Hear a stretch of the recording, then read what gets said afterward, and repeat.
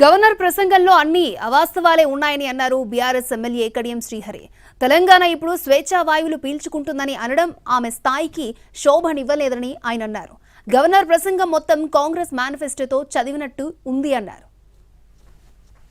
నూతనంగా ఏర్పడిన ప్రభుత్వము రాబోయే రోజులలో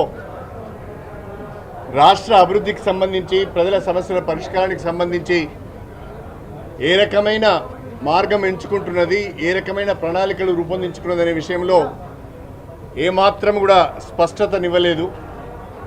గవర్నర్ ప్రసంగం పూర్తిగా కాంగ్రెస్ పార్టీ ఎన్నికల మేనిఫెస్టోను చదివినట్టుగానే ఉంది తప్ప గత ప్రభుత్వాన్ని విమర్శించడానికే జాయింట్ సెషన్ ఉపయోగించుకున్నట్టుగా ఉన్నది తప్ప కొత్తదనం ఏమీ కనిపించలేదని చెప్పి ఈ సందర్భంగా తెలియజేస్తున్నాను.